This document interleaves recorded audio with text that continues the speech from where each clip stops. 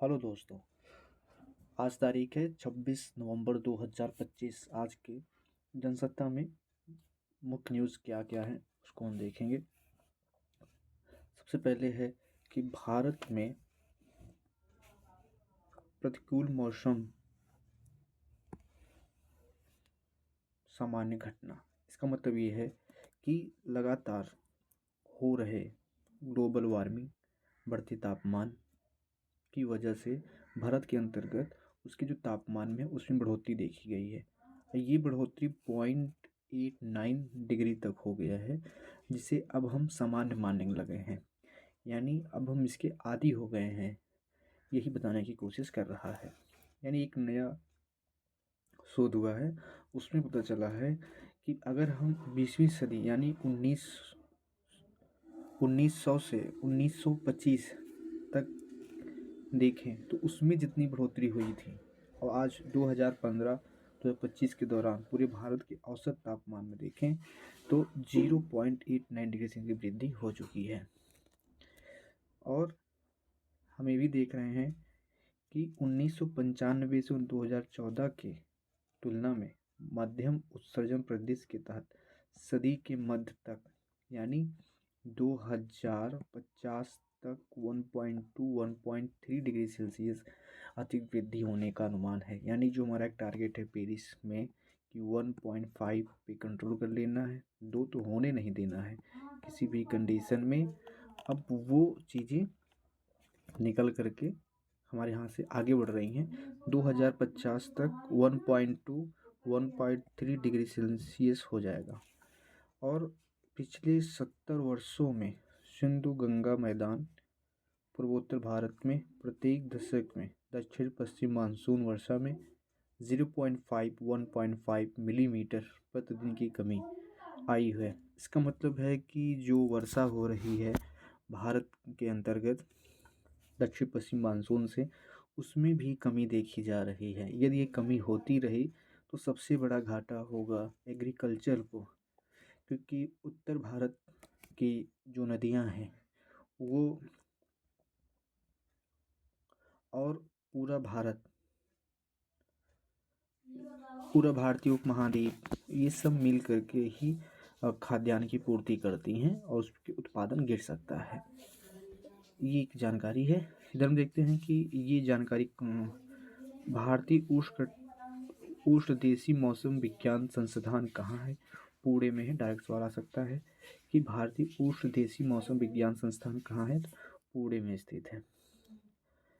और दूसरा हम देखते हैं, हम कल भी देखे थे कि इथोपिया में ज्वालामुखी विस्फोट हुआ है। कहाँ हुआ है? हेदी गुब्बी में हुआ है। कितने साल बाद हुआ है? लगभग 10,000 साल के बाद हुआ है।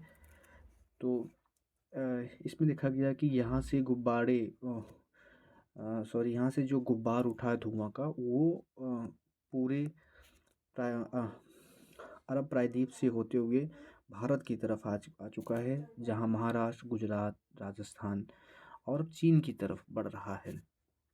और ये लगभग 14 किलोमीटर की ऊंचाई पे है, यानी क्षोभ मंडल की ऊपरी सीमा पे है चला गया है। तो आईएमडी कौन है? जिसका मुख्यालय दिल्ली में है। तो आईएमडी का कहना है कि इससे दिल्ली पे जो वायु प्रदूषण है उस पर तो प्रभाव नहीं पड़ेगा, किंतु जो हमारे अंतर्राष्ट्रीय उड़ानें हैं उन्हें रद्द करना पड़ रहा है, क्योंकि अंतर्राष्ट्रीय उड़ानें समताप मंडल में जहाज़ें चलती हैं, जो अब दृश्यता कम होने की वजह से उनको रोकना पड़ा है। एक ये हो गया। तो इसके बाद हम देखते हैं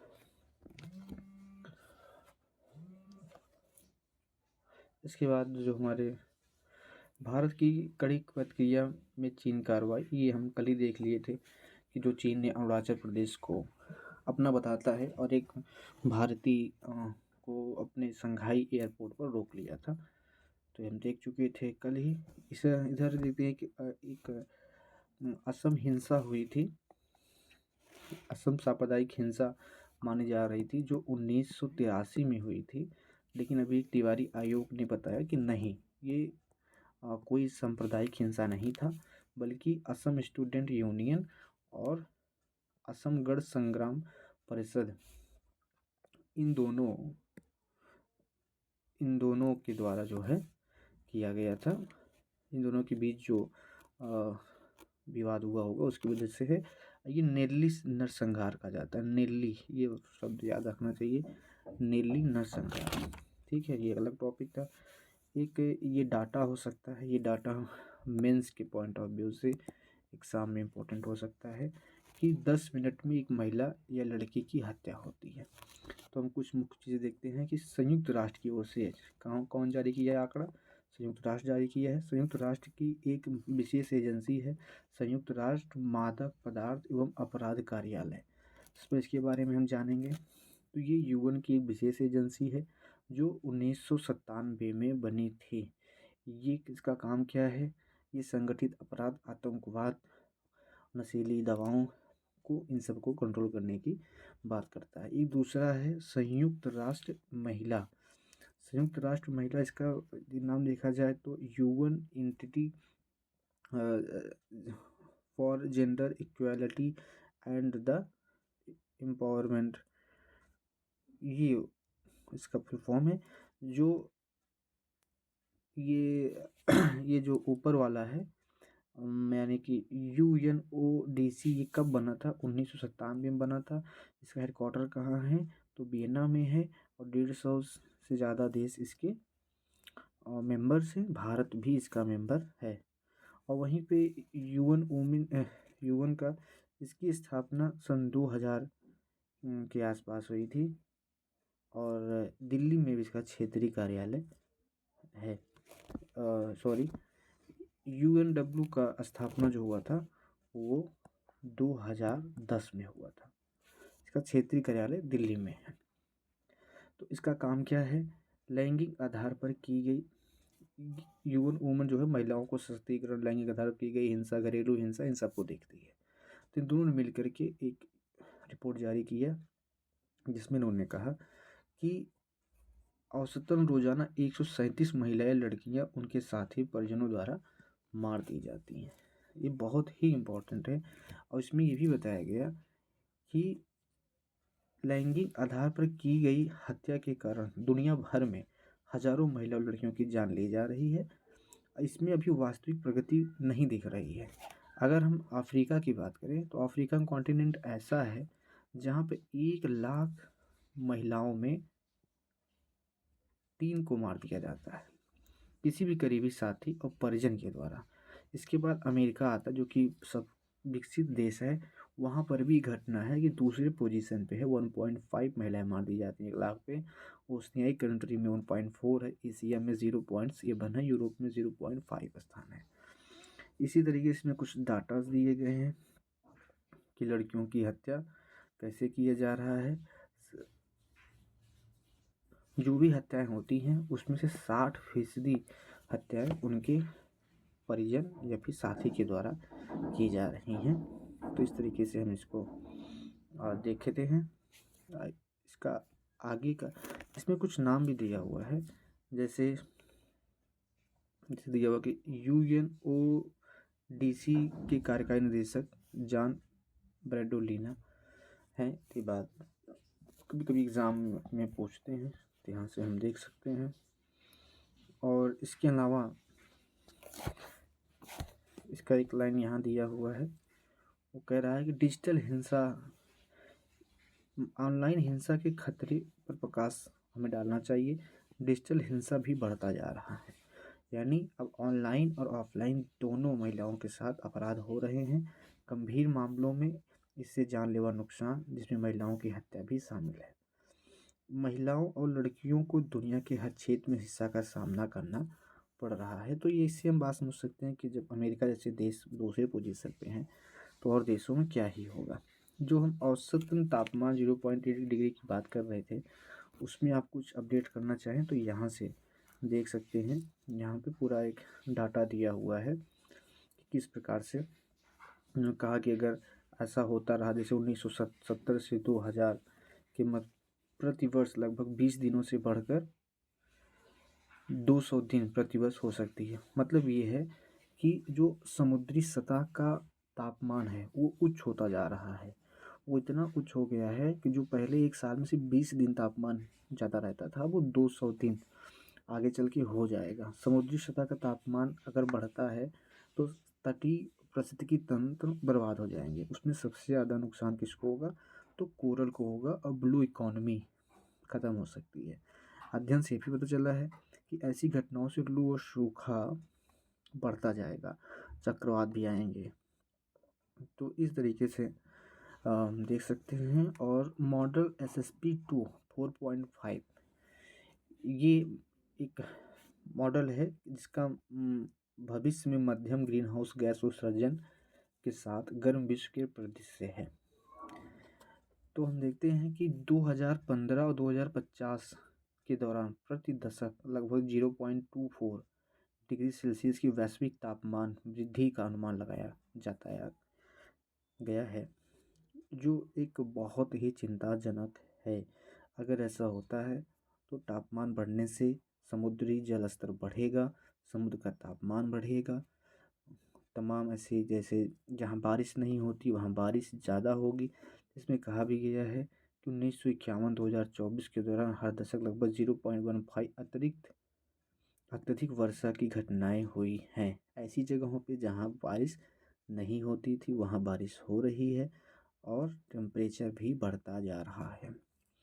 तो इसको हम पर्यावरणीय दुष्प्रभाव मानव जाति के लिए खतरा हो सकता है। हम दूसरा आर्टिकल देखेंगे। ये इतना ही था, बाकी आप डिटेल में पढ़िए। फिर हम देखते हैं कि ये तो कोई मतलब नहीं है। वैसे एक सवाल है कि विकसित भारत का क्या मतलब है? विकसित भारत कब कहेंगे? तो विकसित भारत का कोई पैमाना है तो है। विकसित भारत का पैमाना जैसे वर्ल्ड बैंक तय कर रहा है। वर्ल्ड बैंक की बात करें जैसे विकसित देश वो हैं जो जिनकी पर कैपिटा इनकम लगभग 15,000 से 70,000 डॉलर तक हो। और वहीं पे विकासशील कौन है? विकासशील वो हैं जो 7,000 तक सीमित है। सॉरी, विकसित वो हैं जो 15,000 से 70,000 डॉलर, और विकासशील वो हैं जो 1,000 से 15,000 डॉलर। अल्प विकसित तो काफ़ी नीचे हैं, नहीं 1,000 से कम हो जाएगा। तो वहीं पे जो HDI आता है विकसित राष्ट्रों का 0.8 तक होता है, 0.5 होता है। और जो कंट्री हैं अंडर डेवलप्ड विकसित विकासशील हैं 0.55 से 0.8 होते हैं। इसमें हम शिक्षा भी देखते हैं, जीवन प्रत्याशा भी देखते हैं। जो विकसित देश होंगे वहाँ जीवन प्रत्याशा काफ़ी ज़्यादा होगी, 78 से 80 होगा, और विकासशील देशों में 60 से 75 होगा। तो भारत इन सब में आता है। भारत की जो पर कैपिटा इनकम है वो $2,500 से 3,000 के बीच में है। HDI में 0.6 है। और ये सब वर्ल्ड बैंक बताता है। वर्ल्ड बैंक ने इंडिया को लोअर मिडिल इनकम में रखा हुआ है। तो बस इतना ही जानना था कि विकसित राष्ट्र और विकासशील राष्ट्र में क्या अंतर है। तो हम देखेंगे पर कैपिटा इनकम, जीवन प्रत्याशा, एजुकेशन में कितने लोग भाग ले रहे हैं, HDI में क्या रैंक है, ये सब देखते हैं जो वर्ल्ड बैंक IMF वगैरह तय करते हैं। और इसी के बाद हम देखेंगे अगला एक है, ये आया हुआ है कि एक जगह का बात है कि इसमें सिर्फ एक ही जगह गौतम बुद्ध नगर की बात कर रहा है कि इतने लोग लगभग चालान काटा गया। इससे हमसे कोई मतलब नहीं, बस इतना आप समझिए कि जो भी लोग ट्रैफिक उल्लंघन करते हैं, ट्रैफिक उल्लंघन चालान के लिए नहीं बनाया गया है ट्रैफिक कानून, वो बनाया गया है जान बचाने के लिए। लगातार भारत के अंदर रोड एक्सीडेंट में लाखों की संख्या में लोग मारे जा रहे हैं। उसमें ज़्यादातर ऐसे नौजवान हैं जिनकी उम्र 20 से 29 के बीच होती है। तो ऐसा ना हो इसके लिए ट्रैफिक रूल बनाया गया है। तो आप सभी इसको ध्यान में रखें, ट्रैफिक रूल ना तोड़ें। नेतृत्व करने वाले उदाहरण पेश करना चाहिए सुप्रीम कोर्ट। ये केस था यहाँ, बस इसलिए हम इसको देख रहे हैं कि क्या कोर्ट मार्शल होने के बाद किसी फौजी का अगर कोर्ट मार्शल हो जाए तो क्या वह हाई कोर्ट सुप्रीम कोर्ट जा सकता है? तो बिल्कुल जा सकता है। हाई कोर्ट और सुप्रीम कोर्ट दोनों जा सकता है। हाई कोर्ट हाई कोर्ट में आर्टिकल 226 के तहत रिट जारी करके रिट के माध्यम से इसमें 32 और 136 के माध्यम से जा सकता है। तो इतना केवल जानना था कि हम जा सकते हैं। इधर है शीतकालीन सत्र की बैठक होगी, सर्वदलीय बैठक है। एक समिति की बात किया गया है, कार्य मंत्रालय समिति, यानी तो ये समिति एक अस्थाई समिति है, ये हमें बताना था। ये एक अस्थाई समिति है, इतनी ही बात बतानी थी। कभी कभी सवाल आता है कि ये अस्थाई, जैसे दो प्रकार की समितियां होती हैं, अस्थाई और अस्थाई। तो ये अस्थाई है, इसका काम है ये तय करना बैठक कब होगी, कौन सा प्रस्ताव रखा जाएगा, इसकी सेटिंग क्या होगी, प्रश्नकाल, शून्यकाल, तो ये सब तय करते हैं। इधर हम देखेंगे कि सुप्रीम कोर्ट ने निर्वाचन आयोग से मांगा जवाब।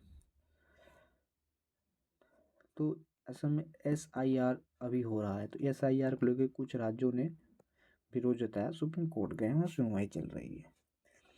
तो हमें कुछ कानून के नाम है जनप्रतिनिधित्व अधिनियम और मतदाता पंजीकरण नियम 1960, इसके बारे में थोड़ी बहुत जानकारी होनी चाहिए।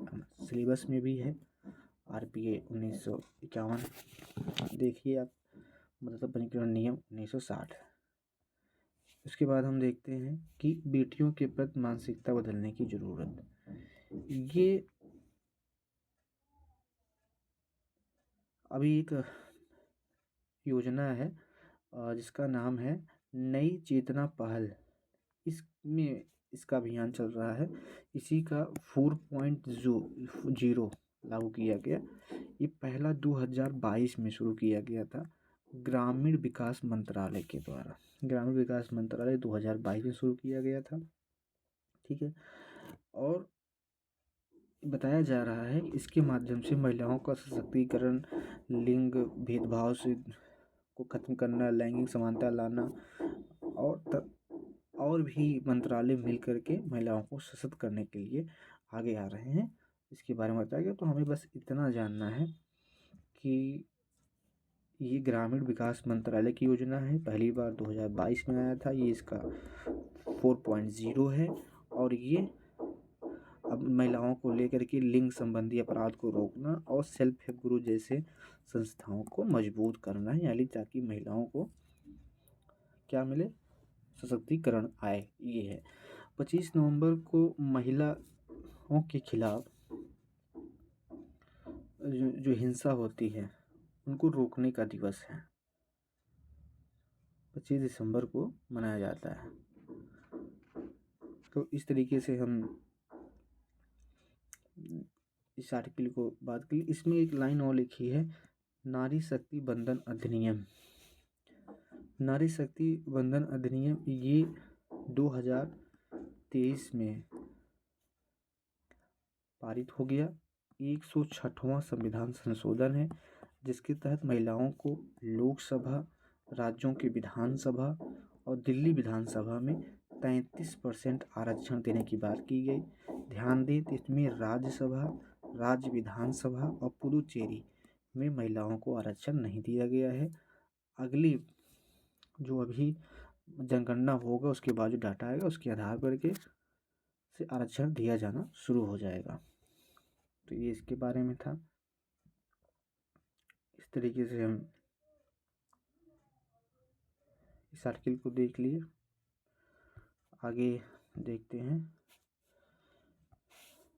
ये अनुसंधान समावेशी विकास की राह, ये इम्पोर्टेंट है कि भारत के अंदर कैसे अर्थव्यवस्था की आर्थिक समृद्धि से आर्थिक विकास की तरफ जाएं और आर्थिक विकास से आर्थिक समावेशी विकास की तरफ कैसे जाएं और सतत विकास की तरफ जाएं।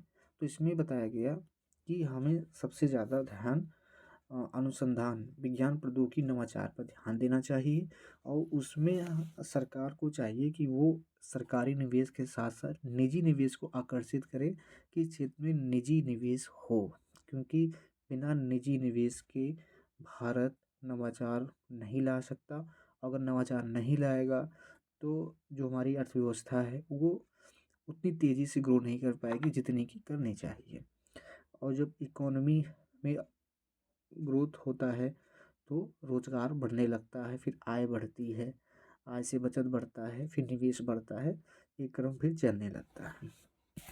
एक डाटा इसमें दिया गया है कि भारत के अंदर कुल जीडीपी का मात्र 0.65% ही अनुसंधान विकास पे खर्च किया जा रहा है और इसका भी 60 से 65% सरकारी है और मान चलिए कि 35 से 30% ही निजी है। जबकि दूसरे देशों को देखा जाए तो एक तो उनका अनुसंधान पर खर्च ज़्यादा है और उसमें भी जो व्यय किया जा रहा है उसमें से 75% निजी निवेश करते हैं विकसित राष्ट्रों में। तो विकसित राष्ट्रों की में निजी निवेश बढ़ रहा है तो हमें भी बढ़ाना चाहिए। इसके लिए सरकार ने एक कदम उठाया है कि शोध और विकास में निजी क्षेत्र के निवेश को बढ़ावा देने के लिए 1 लाख करोड़ रुपए के कोष की शुरुआत की। तो निजी क्षेत्र के निवेश को बढ़ावा देने के लिए 1 लाख करोड़ रुपए का एक कोष बनाया गया है जो कि बहुत ही अच्छा कदम माना जा रहा है। इससे क्या होगा कि निजी क्षेत्र को इसमें आने के लिए एक उत्साह पैदा होगा। वैसे सरकार के साथ साथ निजी क्षेत्र भी इस पर ध्यान देते हुए अच्छा खासा निवेश करने का प्रयास करेंगे। पिछले दशक में अनेक क्षेत्रों में निजी क्षेत्र भागीदारी में वृद्धि देखी गई। यानी निजी क्षेत्र निवेश जो कर रहा है वो कुछ क्षेत्रों में ही कर रहा है। वो क्षेत्र कौन कौन से हैं? जैसे आईटी में है, औषधि में है, जैव प्रौद्योगिकी, नवीकरणीय ऊर्जा, ऑटोमोबाइल उद्यम में है। मगर निजी क्षेत्र की हिस्सेदारी का अनुपात अभी भी विकसित देशों की तुलना में काफ़ी कम है। इसी तरीके से 2023-24 में शोध और विकास में कुल निवेश का लगभग 44% निजी क्षेत्र द्वारा किया गया। इसके साथ ही तकनीक के इस्तेमाल से उत्पादन की लागत घटेगी। यानी अगर हमारे पास तकनीकी बढ़ती जाएगी तो उत्पादन लागत भी घटेगा, चीज़ें सस्ती हो जाएंगी। सस्ती हो जाएंगी तो लोगों का कंजप्शन और बढ़ेगा, जीवन स्तर सुधरेगा और रोजगार सृजन भी होगा। तो निजी क्षेत्र समाज के जीवन स्तर को उठाते हुए समावेशी विकास को सुनिश्चित करेगा। अगर तकनीकी आती है तो उससे जीवन स्तर और समावेशी विकास को बढ़ावा मिलता है। अब यहाँ पे कुछ जानकारी दी गई है कि भारत जैसे विकासशील देश के लिए शोध एवं विकास के क्षेत्र में सरकार की जिम्मेदारी भूमिका सबसे अहम है। यानी सरकार को आगे बढ़ करके और जिम्मेदारी के साथ इसमें अहम भूमिका निभानी चाहिए। चुनौतियाँ, शोध एवं विकास एक अनिश्चित परिणाम वाली दीर्घकालिक प्रक्रिया है। यानी मान लीजिए शोध में बहुत सारा पैसा लगा दिया गया, जरूरी नहीं कि वो सफल हो, असफल भी हो सकती है, इसका एक जोखिम रहता है। शोध और विकास की प्रक्रिया जोखिम से भरपूर तो होती ही है। जोखिम उठाने की क्षमता निजी क्षेत्र की प्रत्येक इकाई के पास नहीं होता। अहम बिंदु यह भी है कि लंबी अवधि की प्रक्रिया के संपन्न होने के बाद ही प्राप्त होता है। यानी मान लीजिए लोकतांत्रिक देशों में अगर इतना पैसा खर्च करेंगे तो इसका परिणाम तो एक लंबे समय के बाद आएगा। तो कभी कभी एक राजनीतिक महत्वाकांक्षा के कारण भी ऐसी चीज़ों को बढ़ावा नहीं दिया जाता क्योंकि उनको तत्कालिक लाभ नहीं मिलता, यानी उनको वोट बैंक से दूर ले जाता है। फिलहाल ये जानकारी के लिए है कि दीर्घकालिक योजनाओं पर पैसा खर्च न करने का एक कारण ये भी होता है। अब आज तेजी से बदलती हुई परिस्थितियों की मांग यह है कि शोध एवं विकास की ओर गंभीरतापूर्वक ध्यान देते हुए इसे राष्ट्र की प्राथमिकता के तौर पर देखा जाना चाहिए। इसको शोध पर खर्च करना, ऐसा करके ही हम राष्ट्र की समग्र प्रगति एवं विकास को सुनिश्चित कर सकते हैं। ये हम निष्कर्ष में लिख सकते हैं जब हम एग्जाम में आंसर लिख रहे हों, निबंध लिख रहे हों। तो आज एक ही आर्टिकल इम्पोर्टेंट था। फिर उसके बाद हम देखते हैं भारत में वैश्विक केंद्र की क्षमता। भारत में वैश्विक केंद्र की क्षमता, तो ये हमें ज़्यादा इस पर नहीं पढ़ना है। हम देखा एक समुद्र उत्कर्ष में बोल रहे थे। समुद्र उत्कर्ष किसका अभियान है? रक्षा मंत्रालय द्वारा है। इसमें स्वदेशी शिपयार्ड जहाज निर्माण को लेकर के जो है एक अभियान है। इसमें राजनाथ सिंह जी बोल रहे थे और उस 25 नवंबर 2025 को ये समुद्र उत्कर्ष हुआ था। तो कुल मिलाकर के हमें इतना जानना है कि समुद्र उत्कर्ष जो है रक्षा मंत्रालय के द्वारा स्वदेशी शिपयार्ड और जहाज निर्माण के लिए एक बैठक किया गया था। संविधान दिवस जो है वो 26 नवंबर को मनाया जाता है, जो कि आज है, और पहली बार 2015 में मनाया गया था। 26 नवंबर 1949 को संविधान को अंगीकृत किया गया था और 26 जनवरी 1950 को पूरी तरीके से लागू कर दिया गया था। अगला आर्टिकल हम देखते हैं। अगला आर्टिकल ये है कि भारत की आर्थिक वृद्धि 7% तक संभव। कल हम देखे थे S&P ने बोला था कि 6.7% और 2026-27 में 7%। आज इसी प्रकार से एक रेटिंग एजेंसी और है इंडिया रेटिंग एंड रिसर्च ने बोला कि वित्त वर्ष 2025-26 में GDP सालाना आधार पर 7% दर से बढ़ेगी। वहीं भारतीय रिजर्व बैंक का अपना है कि चालू वित्त वर्ष में भारत की GDP वृद्धि दर 6.8% रहेगी। तो अभी जो हाल फिलहाल एग्जाम होने वाले हैं उसमें सवाल आ सकता है। और अगला हम देखते हैं H1B वीज़ा। H1B वीज़ा क्या है?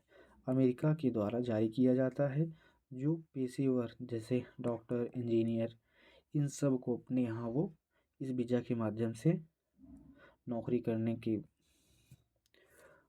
करने देता है, जो 3 साल से 6 साल के मध्य हो सकता है। तो H1B वीज़ा के बारे में जानिए कि अमेरिका के द्वारा पेशेवर लोगों को अपने यहाँ काम करने की अनुमति देता है। वहीं H4 वीज़ा जो होता है इसके माध्यम से पति या पत्नी प्लस 21 साल से कम उम्र का बच्चा भी अमेरिका में जाकर रह सकता है। ठीक, ये हो गया। फिर देखेंगे पूर्वोत्तर से शेष 5800 यहूदी इजराइल जाएंगे।